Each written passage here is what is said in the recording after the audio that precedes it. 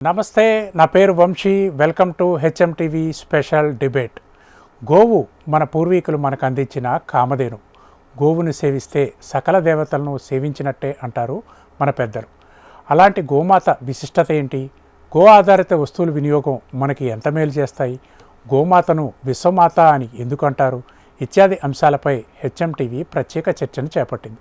ఈ చర్చలో పాల్గొనేందుకు మనతో కొంతమంది ప్రముఖ అతిథులు ఉన్నారు. వారిని పరిచయం చేసుకొని ఈ కార్యక్రమంలోకి వెళ్దాం. ముందుగా టి యాదగిరిరావు గారు, విశ్వ హిందూ పరిషత్ దక్షిణ భారత గోరక్ష ప్రముఖ్. నమస్తే సార్ యాదగిరిరావు గారు. నమస్తే అండి. అలాగే నమస్కారం. బాలకృష్ణ గురుస్వామి, ఈయన గోరక్షక్, గోయాత్రికుడు, ప్రముఖ గురుస్వామి. ముఖ్యంగా ఈయన కాశ్మీర్ నుంచి కన్యాకుమారి దాకా గోమాతతో యాత్ర చేపట్టిన యాత్రికుడు ఈయన. ఇక కె రవీందర్ రెడ్డి, ఈయన తెలంగాణ ఆలయ పరిరక్షణ సమితి అధ్యక్షుడితో పాటు గో సంరక్షణ కోసం విశేష సేవ చేసిన గోరక్షక్ ఈయన. వీళ్ళంతా ఈ కార్యక్రమంలో పాల్గొనడానికి మనతో ఉన్నారు. ముందుగా యాదగిరిరావు గారితో మాట్లాడతాం. యాదగిరిరావు గారు, గోమాత మనకి ఎంతో పవిత్రమైంది. గోమాతను సేవించటం అనేది మనకు అనాదిగా వస్తున్న ఆచారం. గోమాతకు మన భారతీయులకు ఉన్న అనుబంధం ఎప్పటి నుంచి ఉంది, ఇప్పుడు ఎలా ఉంది? దీని గురించి మీరు వివరించండి. పెద్దలందరికీ నమస్కారం. ప్రేక్షకులందరికీ కనుమ పర్వదిన శుభాకాంక్షలు తెలియజేస్తున్నానండి. ముందుగా గావో విశ్వస్య మాతరః అని చెప్పి ఆర్యోక్తి. మొత్తం ప్రపంచానికి, విశ్వానికి తల్లి గోవు అని మన పెద్దలు చెప్పారు. అనాదిగా, అంటే సృష్టి ప్రారంభమైనప్పటి నుంచి గోవు ఉందండి. కృతయుగంలో క్షీరసాగర మథనం జరిగింది. క్షీరసాగర మథనం, దేవతలు దానవులు అమృతం కోసం పాల సముద్రాన్ని మథించినప్పుడు గోవు కామధేను రూపంలో, అంటే కోరిన కోరికలను తీర్చేటటువంటి ఒక తల్లిగా 5 రూపాల్లో అవతరించింది. అనేకం వచ్చినాయి. క్షీరసాగర మదన సందర్భంలో లక్ష్మీదేవి, చంద్రుడు, చిట్ట చివరికి అమృతం కూడా వచ్చింది. ఆ మధ్యలో గోవు కామధేను రూపంలో 5 రూపాలలో వచ్చిందండి. పరమాత్ముడు ఈ 5 కామధేనువులను అక్కడ ఉన్నటువంటి 5 మంది ఋషులకు ఇచ్చి కోరిన కోరికలు, మొత్తం మన కోరికలు తీర్చడమే కాకుండా విశ్వానికి రక్ష. ఇది పర్యావరణం, మానవాళి, 84 లక్షల జీవరాశులు, ఆరోగ్యము, అన్నింటి సకల కోరికలు తీర్చేటటువంటి అన్నింటికీ ఉపయోగపడేటటువంటి కామధేనువును మీరు జాగ్రత్తగా వీటిని పోషించి వీటి సంతతి వృద్ధి చేసి ప్రజలకు అందించండి. ఈ గోవు ఎన్ని రోజులు, ఎన్ని సంవత్సరాలు, ఎన్ని యుగాలు ఆనందంగా భూలోకంలో బ్రతుకుతూ ఉందో, జీవిస్తుందో, అప్పటి వరకు విశ్వం సుభిక్షంగా ఉంటుంది. కాబట్టి ఈ కర్తవ్యాన్ని మీరు తీసుకోండి అని చెప్పి 5 మంది ఋషులకు పరమాత్ముడు ఇవ్వటం జరుగుతుంది అనేటువంటిది మనకు ఉపనిషత్తులు చెప్తున్నాయి. ఆ తర్వాత 5 మంది ఋషులు వాటిని పోషించి పెంపొందించి ఇంకా అనేక మంది ఋషులకు ఇచ్చి వాటిని కోట్లాది గోసంతతిని వాళ్ళు రక్షించి కాపాడి సేవ చేసి మనకు అందించగలిగారు. విషయం గమనించాలి. ఇప్పుడు మనం ఎవరైతే ఋషులకు పరమాత్ముడు ఇచ్చాడో గోవులను కాపాడమని చెప్పి, అలాగా ఎంతమంది ఋషులు వాటిని కాపాడారో ఆ ఋషుల యొక్క సంతతి మనం.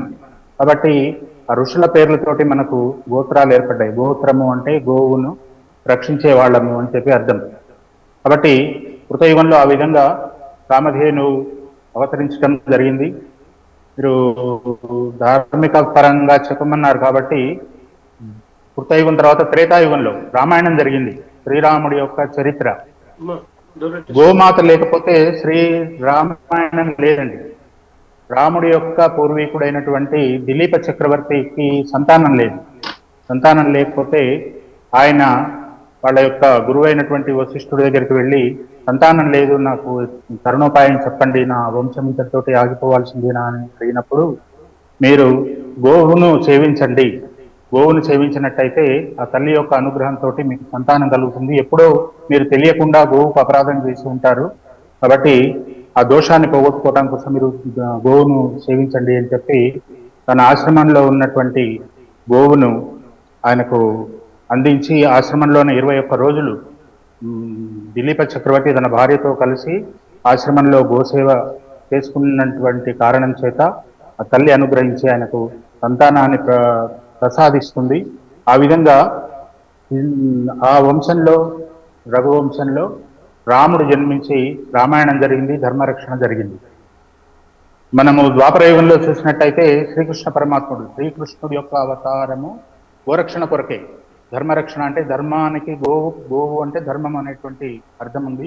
శ్రీకృష్ణుడి యొక్క అవతారం ధర్మరక్షణ కొరకు, గోరక్షణ కొరకే జరిగిందండి. శ్రీకృష్ణుడు చిన్న వయసులోనే గోవులను కాచినటువంటి విషయం మనకు తెలుసు. గోవులను కాచి ఆయన గోపాలకుడైనాడు, గోవులను రక్షించే గోవర్ధనుడైనాడు.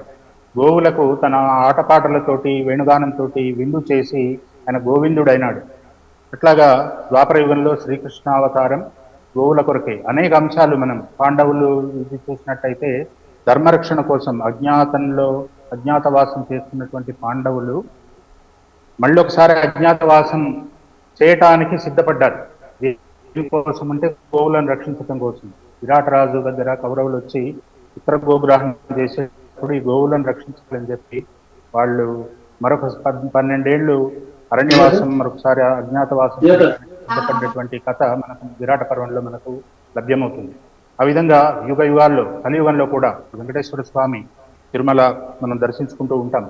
తిరుమల వెంకటేశ్వర స్వామి అవతారానికి కూడా గోవు, పుట్టలో ఉన్నటువంటి స్వామి బయటికి రావటం కోసం కారణం గోమాత.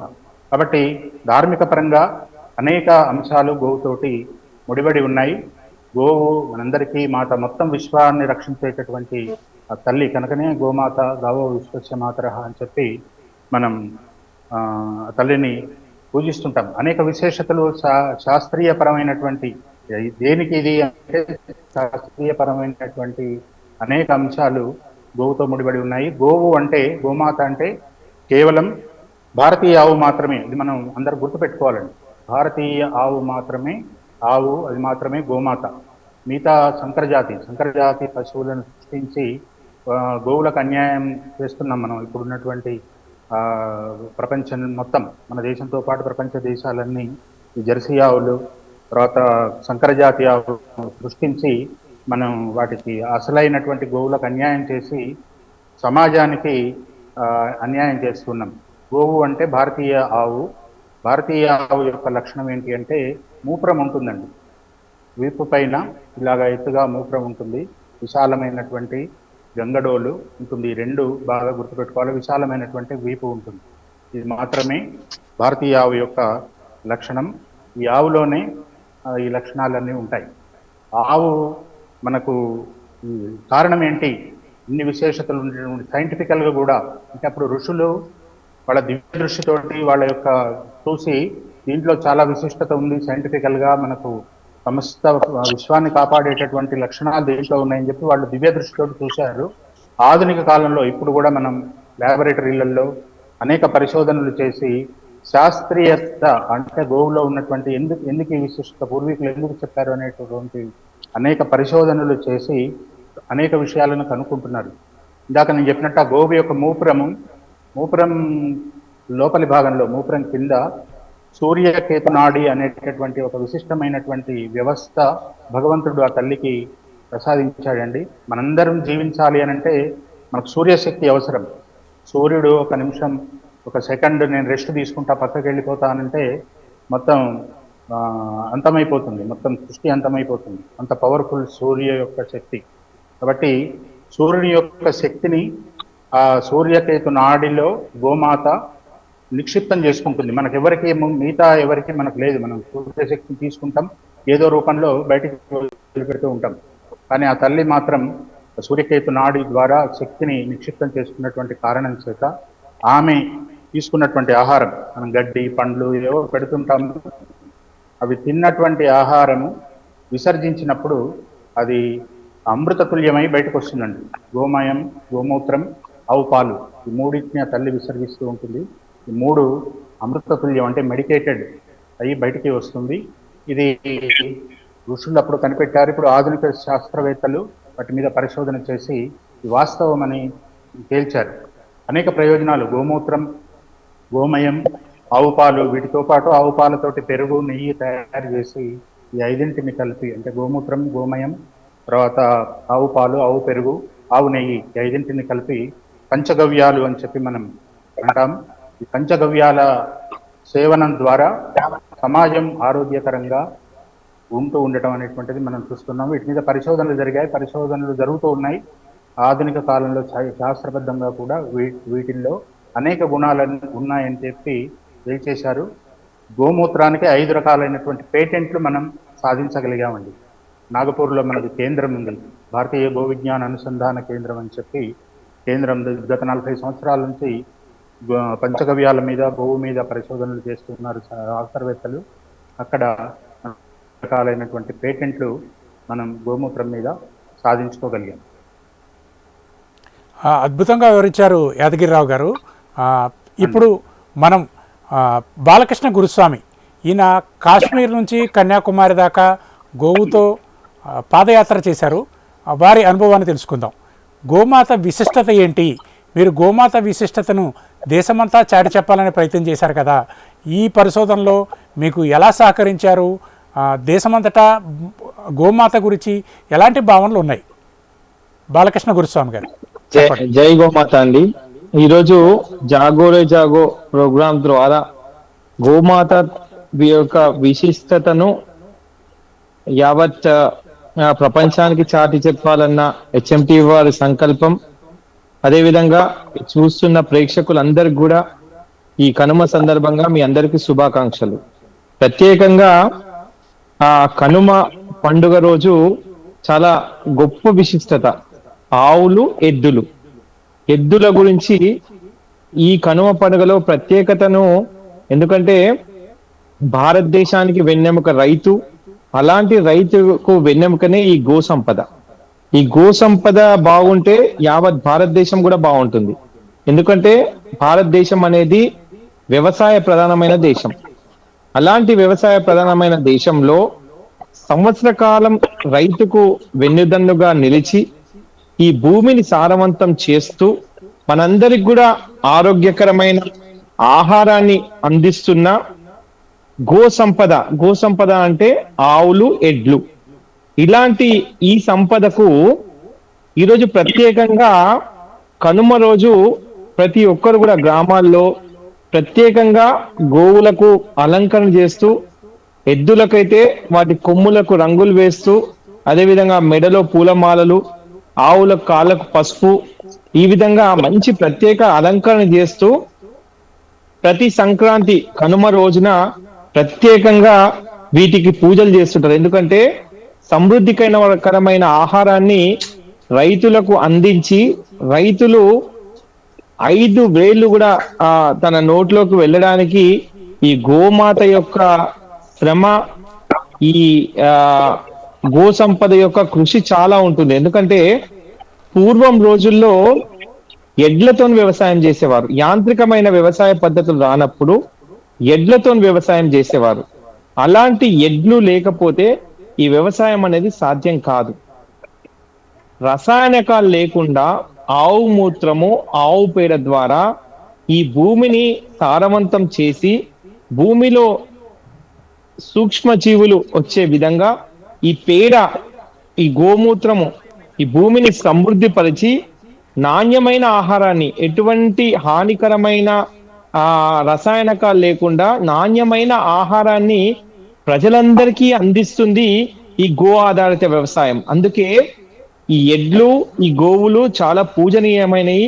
ఎందుకంటే ఈరోజు భారతదేశం అంటే అన్నపూర్ణ, యావత్ ప్రపంచానికి కూడా ఆహారాన్ని అందిస్తున్న దేశం ఈ దేశం సస్యశ్యామలంగా ఉండడంతో పాటు యావత్ జాతి ప్రపంచమంతా కూడా సమృద్ధిగా అన్ని దేశాలకు ఆహారాన్ని అందిస్తుంది నా దేశం భారతదేశం. అలాంటి భారతదేశంలో ఈ గో సంపద గురించి చెప్పాలంటే ఈ గోవులు లేకపోతే భారతీయ మనుగడని లేదు, సంస్కృతి సంప్రదాయాలు లేవు. ఎందుకంటే అప్పట్లో సంపద అంటే గో సంపద మాత్రమే. ఎందుకంటే ప్రపంచానికి గోవు మహత్యాన్ని చాటి చెప్పిన ఏకైక శాస్త్రవేత్త శ్రీకృష్ణ పరమాత్ముడు. ద్వాపర యుగంలో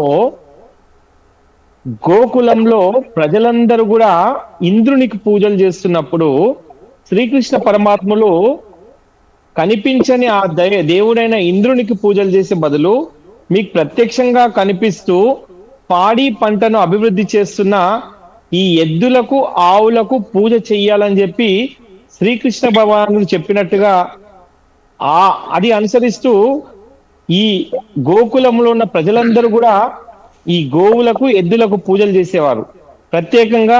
అందుకే ఈ కనుమ కూడా వచ్చిందని చెప్పేసి ఒక నానుడి ఉంది. కాబట్టి అప్పట్లో గో సంపదన అంటే ఈ ఆస్తులు కాదు పరిగణలోకి తీసుకునేది. ఎవరి దగ్గర అయితే ఎక్కువ గోవులు గో సంపద ఉందో వారు మాత్రమే ఉన్నతులుగా చెప్పేవారు అప్పట్లో. ఈ గో సంపదన అంతరించిపోవడానికి కారణం ఏంటంటే భారతదేశం ఇంత సమృద్ధిగా ఉంది, భారతదేశాన్ని ఎలా విచ్ఛిన్నం చేయాలని చెప్పి బ్రిటిష్ వాళ్ళు ఆలోచిస్తున్న తరుణంలో భారతీయుల యొక్క సంపద, అదేవిధంగా భారతీయులు ఆర్థికంగా కానీ ఆరోగ్యపరంగా కానీ ఇంత ఉన్నత స్థానంలో ఎలా ఉన్నారని వాళ్ళు పరిశోధన చేస్తే దీనికి మూల కారణము గో సంపదను తెలుసుకొని వాళ్ళు ఈ గోవుల మీద ఏ రకమైన ఫస్ట్ గోవులను దెబ్బతీస్తే భారతీయులు మన దారిలోకి వస్తారని చెప్పేసి వారు ఈ గో సంపద పైన మనందరినీ కూడా విచ్ఛిన్నం చేయాలనే ప్రయత్నంతో ఈస్ట్ ఇండియా కంపెనీలోని టీ పొడి పేరుతోని మన దేశంలోకి రావడం, వర్తక వాణిజ్య పేరుతో రావడం, ఈ గో సంపదను దూరం చేయాలని ఒక లక్ష్యంగా వాళ్ళు ముందుగా ఉచితంగా టీ పంపిణీ చేయడం జరిగింది. ఆ ఉచితమైన టీ పంపిణీతోని అందరం కూడా ఆవులతో ఉండేవాళ్ళము. ఈ ఆవుల వల్ల ఆవు పాలతోని ఈ టీ అంటే టేస్టీగా కాదని చెప్పేసి మెల్లమెల్లగా గోవులను మన దగ్గర నుంచి దూరం చేయడానికి ప్రయత్నం చేయడం జరిగింది. అదే విధంగా హరిత విప్లవం పేరుతో ఒక గ్రీన్ రెవల్యూషన్ లాంటి పేరుతో భారతదేశంలో ఎడ్లతో వ్యవసాయం చేసేవారు. గ్రామంలో ఉన్న ప్రతి ఒక్కరు కూడా గ్రామంలో ఉన్న సంపద అప్పట్లో గ్రామంలోనే ఉండేది. ఎందుకంటే దేశీవాళి విత్తనాలు కానీ అదేవిధంగా రసాయనికాల అవసరం లేకుండా ఆవు మూత్రం ఆవు పేడతోని జీవామృతం ఘనజీవామృతంతో వ్యవసాయం చేసేవాళ్ళు మన పెద్దలు. అందుకే ఆహారం తిని కూడా వాళ్ళు 100 సంవత్సరాలు ఆరోగ్యంగా దృఢంగా బతికారు. అలాంటి వ్యవసాయాన్ని హరిత విప్లవం పేరుతో ఎక్కువ దిగుబడి చేయాలనే ఒక ఉద్దేశంతో ఈ రసాయనకాలు అదేవిధంగా యూరియా సల్ఫేట్ లాంటివి తీసుకురావడం జరిగింది. ముఖ్యంగా ఏంటంటే రెండవ ప్రపంచ యుద్ధం జరిగిన తర్వాత జర్మనీ ఇంగ్లాండ్ లాంటి దేశాల్లో అప్పట్లో ఈ రెండవ ప్రపంచ యుద్ధానికి కర్మాగారాలు ఏర్పాటు చేయడం జరిగింది. అణుబాంబుల ఉత్పత్తికి, ఈ బుల్లెట్ల తయారీకి కర్మాగారాలు ఉత్పత్తి చేయడం జరిగింది. అలాంటి కర్మాగారాలు ఎప్పుడైతే రెండవ ప్రపంచ యుద్ధం ముగిసిన తర్వాత పూర్తిగా అవి మూసివేసే పరిస్థితుల్లో అప్పుడు వారికి దురాలోచన వచ్చింది. ఏంటంటే దీనిలో యూరియా సల్ఫేట్ రసాయనిక ఎరువులు తయారు చేయాలని చెప్పి ఏవైతే అణుబాంబులు ఉత్పత్తి చేసే విష రసాయనకాలు ఉన్నాయో వాటితో నిరుద్యోగం ప్రబలకుండా వీటిని తయారు చేయాలని ఒక ఆలోచనతోని అప్పుడు యూరియా సల్ఫేట్ రసాయనకాలు తయారు చేయడం జరిగింది. ఇవి ప్రపంచమంతా తిరిగారు. ఏ దేశంలో వీటిని మనం వినియోగిస్తే బాగుంటుందని చెప్పి వాళ్ళు భారతదేశానికి రావడం జరిగింది. భారతదేశంలో చాలా ప్రయత్నాలు చేశారు, కానీ మొదట సాధ్యం కాలేదు. కానీ మనలో ఉన్న అనైక్యత కారణంగా వారు మీకు ఎక్కువ దిగుబడి వస్తుందని చెప్పి రైతులలో ఒక ఆలోచన రేకెత్తి ఈ రసాయనికాలను వారు పరిచయం చేయడం జరిగింది.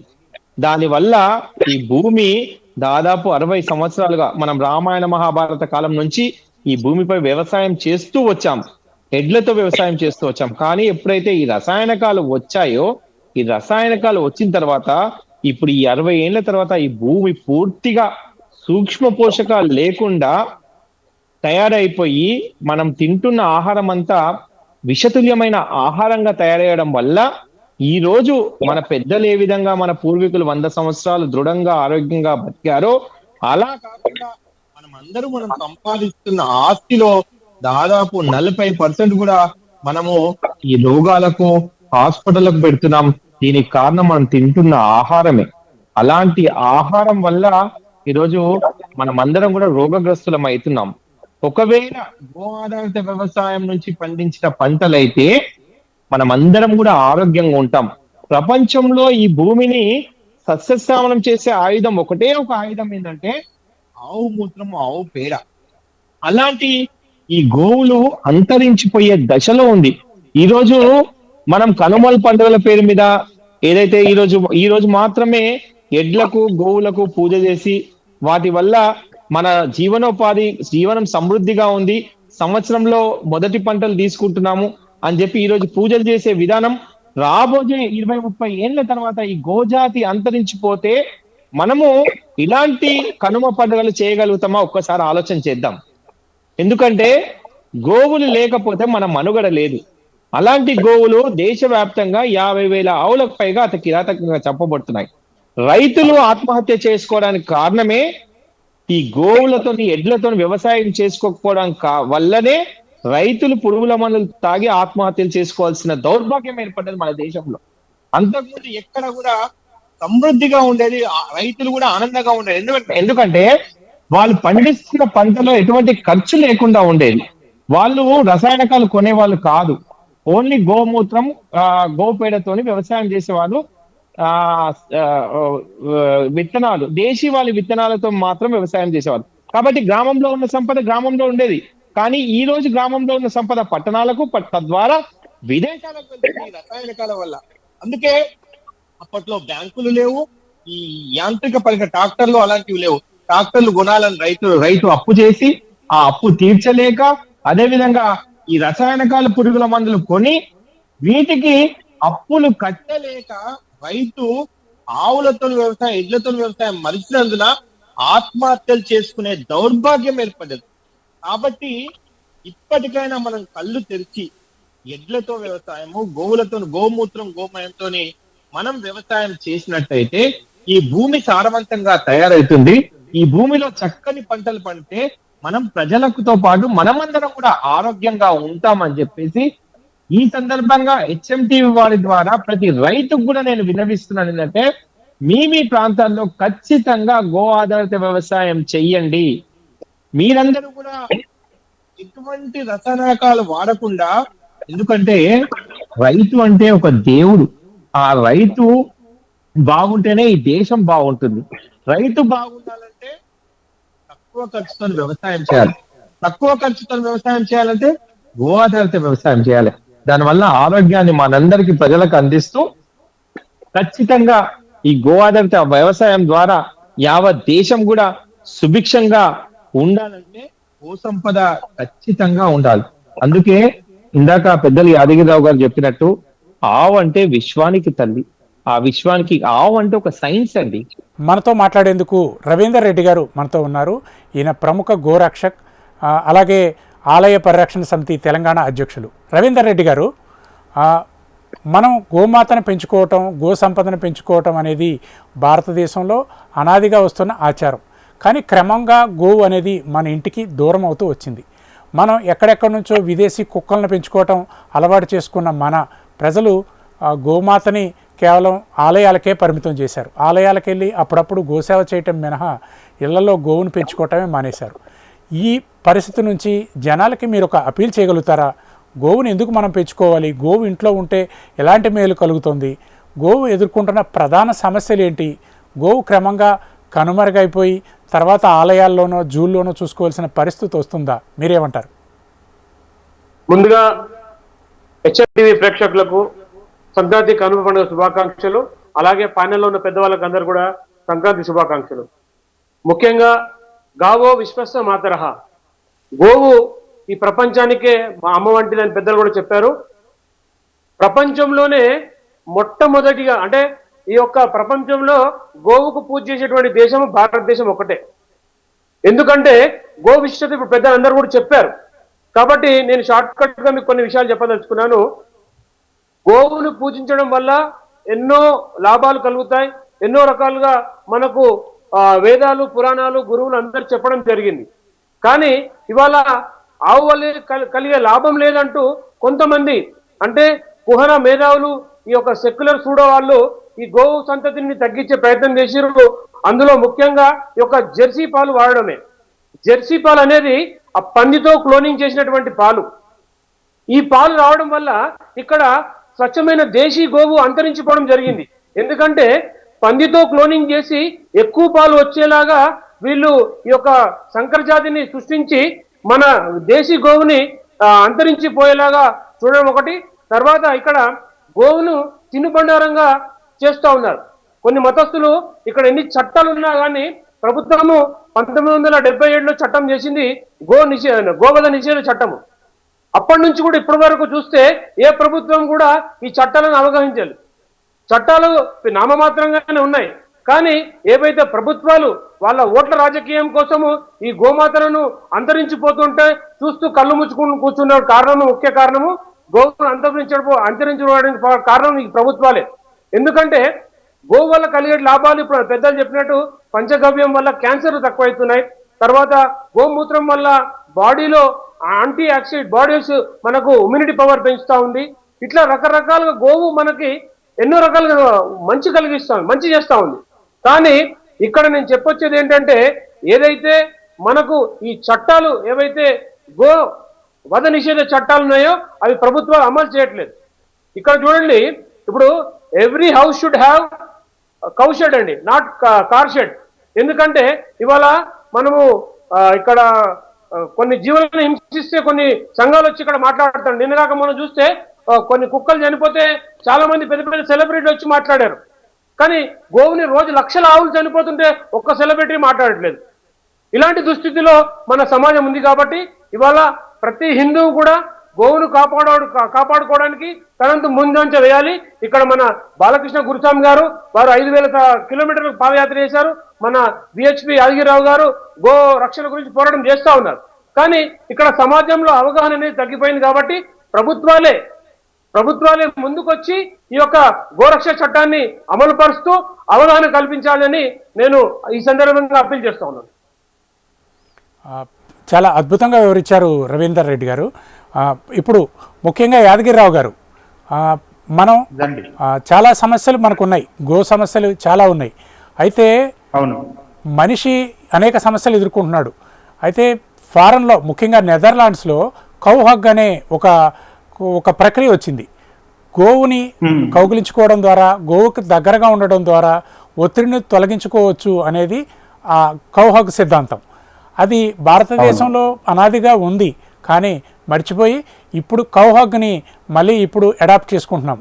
ఈ కౌ హగ్కి అంత ప్రాధాన్యం ఉందా? మీరేమంటారు? అవునండి, ఆవు ఎక్కడైతే ఉంటుందో దాని చుట్టూ ఉండే సుమారుగా 50 మీటర్ల దూరంలో అక్కడికి ఎలాంటి పొల్యూషన్ రాదండి. పర్యావరణకు సంబంధించినటువంటి ఎలాంటి ప్రదూషణ ఉన్నా సరే దూరం అయిపోతుంది. కనుక మనకు ప్రతి ఇంట్లో ఆవుండేది. ఇందాక రవీందర్ చెప్పినట్టుగా ప్రతి ఇంట్లో ఆవుండేది. కాబట్టి వాళ్ళు ఆనందంగా జీవించారు పూర్వకాలంలో.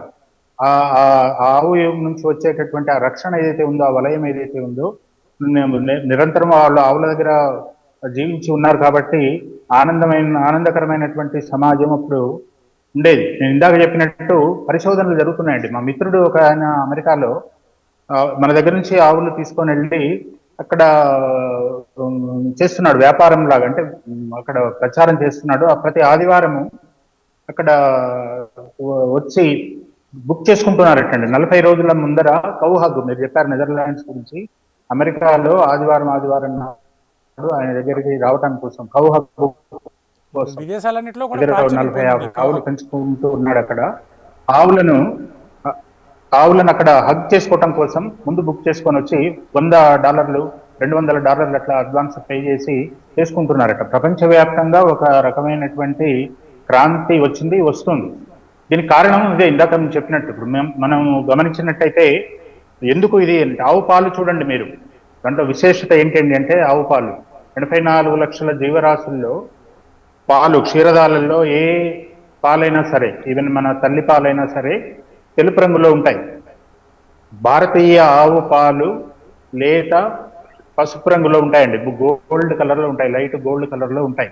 అది కెరోటిన్ అనేటువంటి ఒక పదార్థం, అద్భుతమైనటువంటి ఔషధి గుణాలు కలిగినటువంటి పదార్థం. కనుక ఆవు పాలు తాగితే సర్వరోగ నివారణి మొత్తం మనకు ఎలాంటి అనారోగ్యం రాదు, తల్లిపాలు లేని పిల్లలకు ఆవు పాలు తాపించండి అని చెప్పి మన పెద్దవాళ్ళు చెప్పారు. సరే, అది అది వాస్తవం. ఆ రంగు మీరు ఎప్పుడైనా సరే ప్రేక్షకులు కూడా చూడాలి, గమనించాలి. కాబట్టి ఎక్కడో బయట దేశాలలో కౌ హగ్గు ఇవన్నీ చేస్తున్నారు. మన దగ్గర వచ్చినటువంటి ఆ ఇబ్బంది ఏంటి అంటే ఇప్పుడున్నటువంటి ముఖ్యంగా స్వతంత్ర భారతదేశంలో స్వతంత్ర పోరాటంలో మన పెద్దలు గాంధీ మహాత్ముడు, తిలక్ లాంటి మహనీయులు స్వతంత్రం వచ్చిన తర్వాత ఏదైతే బ్రిటిష్ వాడు అంతకు ముందు ఉన్నటువంటి మహమ్మదీయుల పరిపాలనలో విపరీతంగా పెరిగినటువంటి గోహత్యలను ఆపుతాము, గోహత్య నిషేధ చట్టాలు, సంపూర్ణ గోహత్య నిషేధ చట్టాలను తీసుకొని వస్తాము, గో ఆధారిత వ్యవసాయాన్ని ప్రోత్సహిస్తాము అని చెప్పి ఏదైతే ప్రచారం చేశారో తద్భిన్నంగా ఇప్పుడు జరుగుతూ ఉందండి. స్వతంత్ర భారతదేశంలో గోహత్యలు విపరీతంగా పెరిగిపోయినాయి. గో ప్రయోజనాన్ని చెప్పే వాళ్ళు లేకుండా పోయినారు. ఇవాళ మీరు సెక్యులర్ ప్రభుత్వం ఈరోజు కనుమ రోజు నిన్న మన ప్రధానమంత్రి తన ఆఫీసులో ఆవుల పూజ చేసి బయటకు వచ్చి ఆ రోజు పండుగ రోజు మాట్లాడారు. వాళ్ళ ఇంట్లో ఆయన నివాసంలో మన పుంగనూరు ఆవులను పెంచుతూ ఉన్నారు. అట్లాగా ప్రతి నాయకుడు ఆ విధమైనటువంటి ప్రచారం చేయాలండి. ఈ రోజున రైతులను ప్రోత్సహించడం కోసం, గో ఆధారిత వ్యవసాయాన్ని ప్రోత్సహించడం కోసం, గో సంతతిని వృద్ధి చేయడం కోసం అనేక రాష్ట్ర ప్రభుత్వాలు, గుజరాత్, ఉత్తరప్రదేశ్, మహారాష్ట్ర మొదలైనటువంటి భాజపా పాలిత రాష్ట్రాలలో అనేక రాష్ట్రాల్లో ఒక ఆవును పెంచుకుంటే 50 రూపాయలు రోజుకు, ఒక రోజుకు 50 రూపాయలు, 30 రూపాయలు ఆ విధంగా ప్రోత్సాహకాలు ఇస్తూ ఉన్నారండి.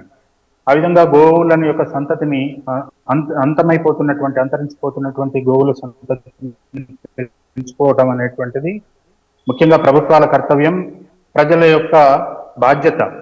ఈరోజు రైతుకు దిక్కుతోచని స్థితిలో ఉన్నాడు. ఆవును పెంచుకుంటే పాలు ఇవ్వటం ఆగిపోయిన తర్వాత ఆవును నేను ఎలా, వాటి ఆదాయం లేకుండా నేను వాటిని ఎట్లా అని చెప్పి దిక్కుతోచని స్థితిలో అమ్ముకుంటున్నాడు.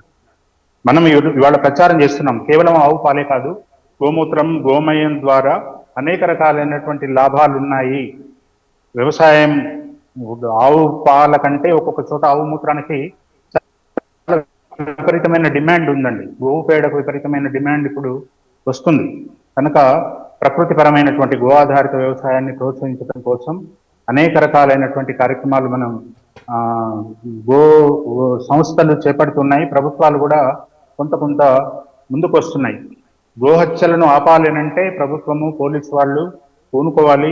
సెక్యులర్ పద్ధతిలో ఓట్లు పోతాయి, ఒక వర్గం వాళ్ళ ఓట్లు పోతాయి అనేటటువంటి భావన నుంచి దూరం అయితే ప్రభుత్వాలు, పోలీసులు అని అనుకుంటే దేశవ్యాప్తంగా జరుగుతున్నటువంటి గోహత్యలు, గోమాంసం ఎగుమతులు ఇవి ఆగిపోతాయండి. 2-3 చిట్కాలు నేను చెప్తాను. ఎవరింట్లోనైతే ఆవు ఆనందంగా పెంచుకుంటారో, ఎవరైతే ఇంట్లో ఆవును ఆనందంగా పెంచుకుంటారో ఆ ఇంటి వాళ్లకు జాతక దోషాలు ఉండవండి. దోషాలు తొలగిపోతాయి ఇంటి యజమానికి, ఇంట్లో ఉన్న వాళ్ళకు. ఈ రోజుల్లో విపరీతంగా జాతకాల పిచ్చితోటి జాతకాలు చూడాలి, కానీ అది ఒక శృతి మించి ఏదో రకంగా చేస్తూ ఉన్నారు. అలాంటి జాతక దోషాలన్నీ పోవటం కోసం ఏకైక మార్గం గోపోషణ. ఇంట్లో గోవును పెంచుకుంటే వాస్తు దోషాలు పోతాయి. గోధూళిలో ఎలాంటి ముహూర్తం అక్కర్లేదు. అది అష్టమైనా, నవమైనా, మూఢమైనా ఏదైనా సరే గోధూళి వేళల్లో చక్కగా గోవుల ధూళి మధ్యలో పెళ్లిళ్ళు చేయొచ్చు, చక్కగా ఏ కార్యక్రమమైనా శుభకార్యాలు చేయవచ్చు అని మన పెద్దవాళ్ళు చెప్పారు. ఇలాంటివన్నీ మనం ప్రచారం చేయాలి.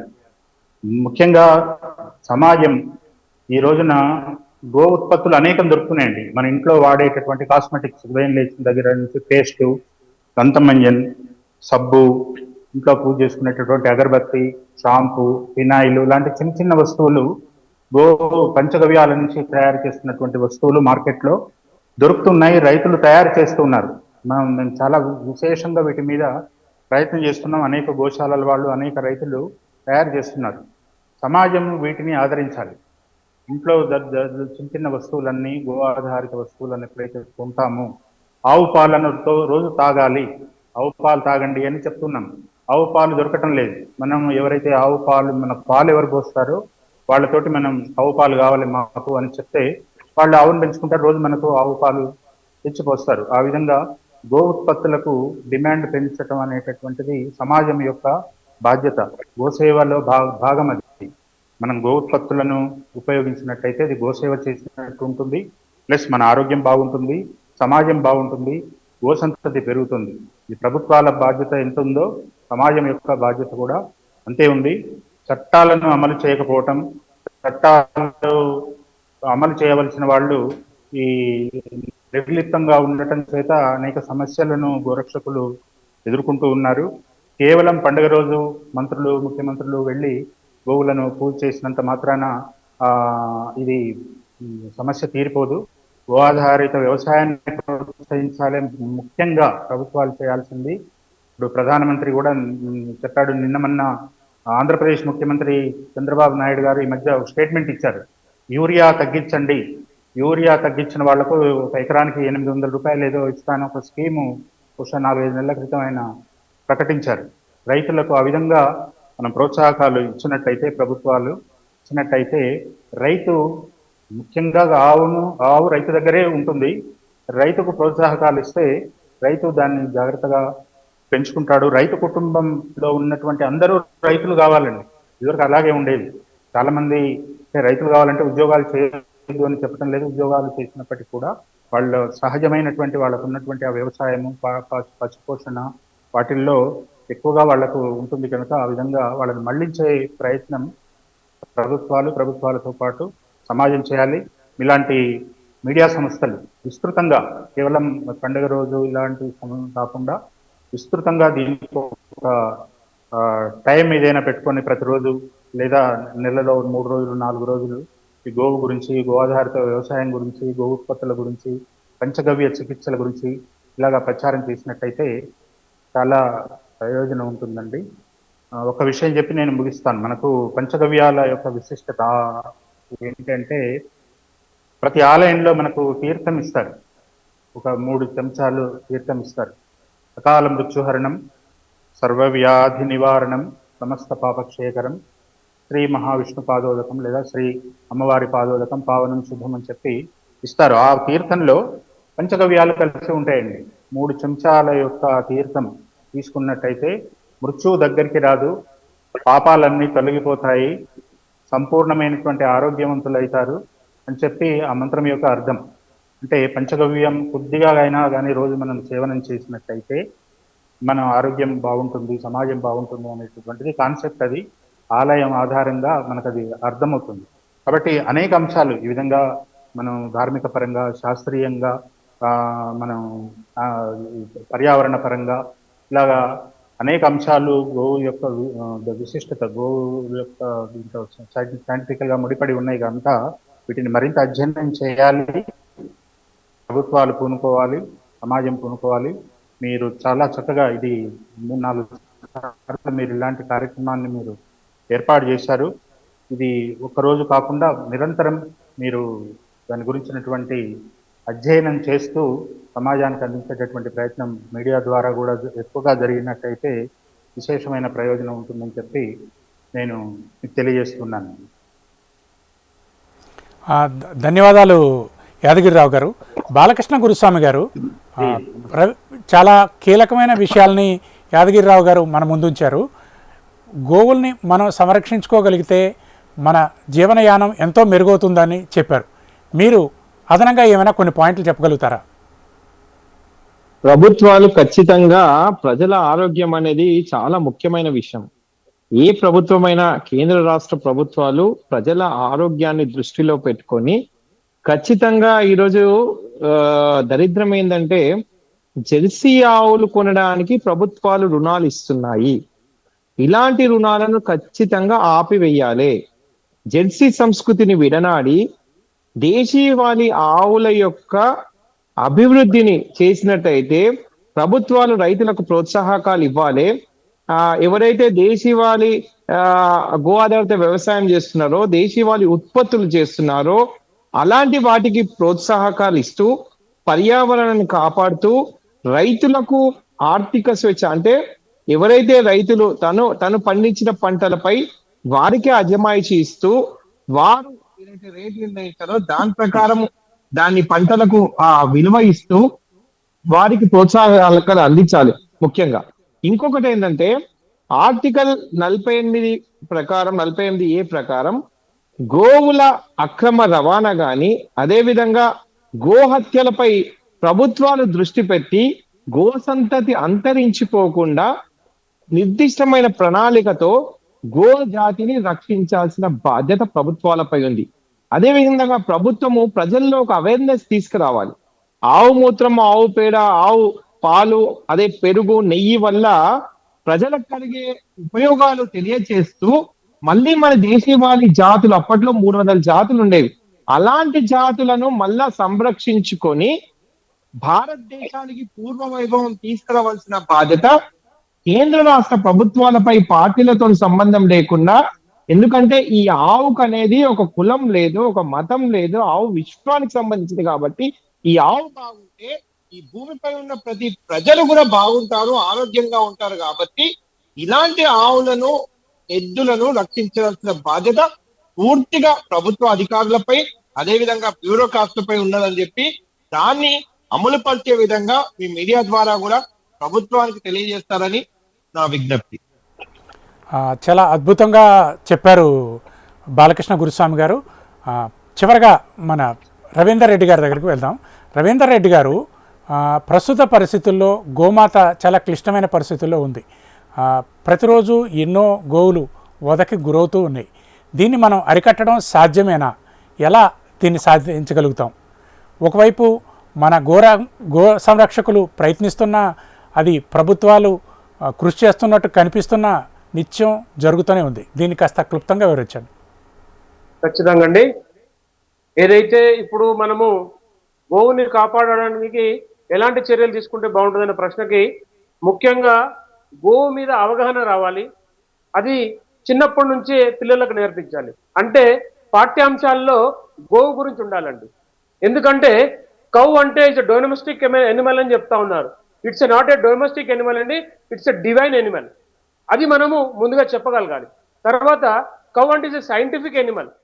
అంటే దీంట్లో ఈ గోవు గురించి చెప్పాల్సిన విషయం ఏదైతే మనము ఈ సమాజానికి చెప్పట్లేదండి. గతంలో ఋషులు అప్పుడు చెప్పినప్పుడు ఒక 50 సంవత్సరాల కింద చూసుకుంటే ఆవు గురించి ప్రతి ఇంట్లో చర్చ జరిగేది. కానీ ఇవాళ 40-50 ఏళ్ళ నుంచి చూసుకుంటే ఆవు అంతరించిపోతుంటే ఆవు బొమ్మలు వస్తున్నాయండి. మీరు చూడండి, ఇప్పుడు ఆవు బొమ్మలన్నీ కూడా కనపడుతున్నాయి, మంచి మంచి బొమ్మలు చేస్తూ ఉన్నారు. అంటే ఆవు జాతి అంతరించిపోయి బొమ్మలు వస్తూ ఉన్నాయి. కానీ ఇవాళ దేశవాళీ ఆవుకి పునర్వైభవం రావాలంటే ముఖ్యంగా ఏదైతే ఈ యొక్క చిన్నపిల్లల పాఠ్యాంశాల్లో గోవు గురించి పెట్టాల్సిన అవసరం ఉంది. అలాగే గో హత్య నిషేధ చట్టాలపైన అవగాహన పెంచాల్సిన అవసరం ఉంది. ఏదైతే ప్రభుత్వాలు చట్టాలను అమలు పరచకుండా యథేచ్ఛగా ఒక ఓట్ల రాజకీయం చేస్తూ ఇవాళ లక్షల గోవులను చంపుతుంటే కారణమైనటువంటి ఈ యొక్క ప్రభుత్వాలకు బుద్ధి చెప్పాలంటే ఇక్కడ హిందువులు సంఘటితం కావాల్సిన అవసరం ఉందండి. ఎవరైతే ఇక్కడ మనం పొద్దున్న లేస్తే దేవాలయం గోపురము గోవు అంటున్నాం. గోపురము గోవు అంటే సనాతన ధర్మంలో గోవు భాగంగా ఉన్నటువంటి సందర్భం. కాబట్టి ప్రతి దేవాలయం దగ్గర గోవు గురించి చెప్పాల్సిన అవసరం ఉందండి. కొన్ని వేల లక్షల మంది దేవాలయానికి వెళ్తా ఉన్నారు, అక్కడ మనం గోశాలకు వెళ్ళట్లేదు. కారణము గోశాల ఎక్కడో ఉంటుంది, ఇక్కడ గోపురం ఎక్కడో ఉంటుంది. కాబట్టి దేవాలయంలోనే ఒక దేవాలయం తెలంగాణలో రాజరాజేశ్వర దేవాలయం మాత్రమే అక్కడ గోవు ప్రదక్షిణ చేసేటువంటి కార్యక్రమం ఉంది. కానీ ఇక్కడ ప్రతి దేవాలయంలో మీరు చూడండి, తిరుపతి చూసుకోండి, తిరుపతి దగ్గర నుంచి యాదగిరిగుట్ట కానీ ఎక్కడ దేవాలయంలో గోవు ఉండదండి. గోవు ఎక్కడ ఉంటుంది? బయట దూరం. అంటే వచ్చిన భక్తునికి గోవును ఎంత దూరం చేస్తున్నాం? ఇట్లాంటి సందర్భాలు చాలా ఉన్నాయి. కాబట్టి ఇక్కడ దేవాలయ వ్యవస్థ మరియు రాజకీయ వ్యవస్థ మరియు సాధు సంతులందరూ కూడా గోవు గురించి చెప్తా ఉన్నారు. కానీ ఎంతవరకు మనం రీచ్ అవుతున్నాం? కాబట్టి గోవు గురించి అనునిత్యము మనము ఈ యొక్క పిల్లల దగ్గర నుంచి పెద్దల వరకు అవగాహన తెప్పిస్తేనే ఈ గోవును కాపాడుకునే వాళ్ళం అవుతాం. అలాగే మనము గోరక్షణ చట్టాల విషయంలో ఇవాళ చూసుకుంటే చట్టాలు కొంతమందికి కొమ్ము కాస్తా ఉన్నాయి, చుట్టాలే ఉన్నాయండి. మొన్నటికి మొన్న ఒక గోరక్షకుడిని కాల్చి చంపే ప్రయత్నం కూడా జరిగింది. అంటే గోవును కాపాడడానికి వెళ్తే కాల్చి చంపే ప్రయత్నం జరుగుతూ ఉంది. కాబట్టి నేను HMTV మాధ్యమంగా నేను యావత్ హిందూ సమాజానికి మరియు వీక్షకులందరూ చెప్పేదలుచుకున్నది ఏంటంటే, గోవును కాపాడుకున్నప్పుడే ఈ దేశం మనుగడ ఉంటుంది, హిందువుల మనుగడ ఉంటుంది. ఇవాళ కొన్ని మతస్థులు కేవలము గోవుని చంపడమే ఉద్దేశంగా పెట్టుకొని ఈ కార్యక్రమాలు చేస్తూ ఉన్నారు. కాబట్టి హిందువులు సంఘటితం కావాల్సిన అవసరం ఎంతైనా ఉంది. ఇలాంటి చర్చలు ఇంకా జరగాలి. అన్ని మీడియా మాధ్యమంలో గోవు గురించి అవగాహన కల్పిస్తే బాగుంటుందని ఈ సందర్భంగా తెలియజేస్తాను. ధన్యవాదాలు రవీందర్ రెడ్డి గారు, యాదగిరిరావు గారు, బాలకృష్ణ గురుస్వామి గారు. మీరు ఈ కార్యక్రమంలో పాల్గొని మీ విలువైన సలహాలు సూచనలు మాకు అందించినందుకు మీకు ప్రత్యేక ధన్యవాదాలు. ఇది ఇవాళ చర్చ. గోవుల్ని కాపాడుకోవడం మన అందరి బాధ్యత. గోమాత విశ్వమాత. గోవు మన జాతి సంపద. ప్రతి ఇంట్లో గోవుని పెంచుకుందామని నినాదాలు రావాలి. గోవును కాపాడుకోవడం మనందరి బాధ్యత కావాలి. అప్పుడే మన భారతదేశం పరిడి వెళుతుంది. ఇది ఇవాళ చర్చ. మరో కార్యక్రమం మళ్ళీ కలుద్దాం. అంతవరకు సెలవు.